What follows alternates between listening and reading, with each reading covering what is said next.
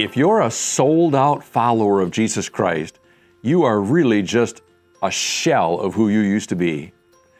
Hey friends, it's Pastor Mike from Fellowship Church. Always love to connect with you midweek. Hope you're having a good spring break week, especially if you're still here in this area.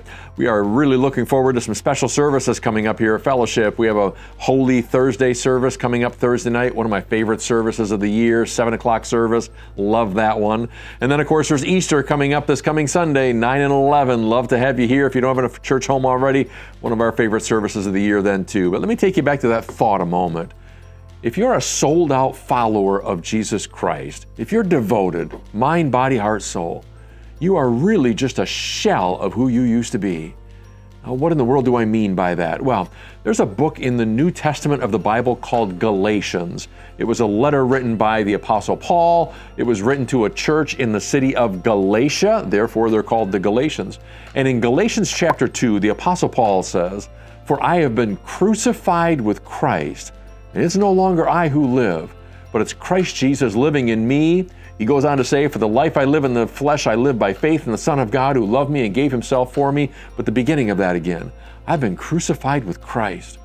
Man, I don't know about you, but when most people show an interest in the Christian faith and have a desire to accept Jesus into their hearts, they're not thinking about a personal crucifixion. I mean, for most of us, what we know about Jesus dying on the cross, it was awful. I mean, what a way for a person to die, and that Jesus gave his life for us by dying on that cross. It was an instrument of torture. That's horrible. But understand how the Apostle Paul saw his life now that he's living his life for Christ. He says, it's just like I died. The old me, it's gone. And not just gone, but really kind of gone in the same way that Jesus died. He was crucified for me, and now for me to follow him and to give my life for him, it's like I've been crucified too. And for Paul, living for Jesus, which we're all trying to do in some sense, right? We're all still learning how to do that. For Paul, living for Jesus was as drastic and dramatic as saying, I'm gone. I'm dead. I was crucified. What was used to be me living in this body, it's gone now. Now, it's like Christ Jesus living in me. So for Paul, he had a different understanding of his identity. It's not Paul living anymore. It's not Paul living through Paul's body. For Paul, he would say, I'm gone. I'm not even here anymore.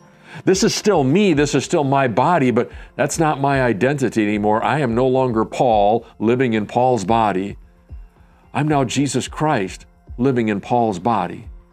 So for Paul, what he hoped everyone would see in him is Jesus all the time. In every way, all that he ever wanted to be is now just Jesus living through Paul. Hey friends, does your life look like that? Does your life literally look like Jesus living through you? You might say, yeah, I'm working on that as best as I can. Here's a great thought. Why don't you ask 3 people whom you trust and say, okay, if I were to ask you, does my life look to you like it's Jesus living in my body? What would they say? And if they're really honest with you, they might have some thoughts to share.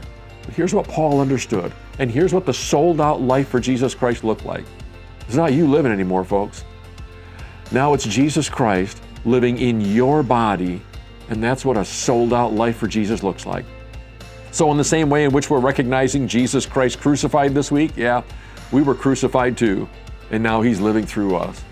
Friends, may that be the story of your life right now. May that be your identity, and may others recognize that in you too.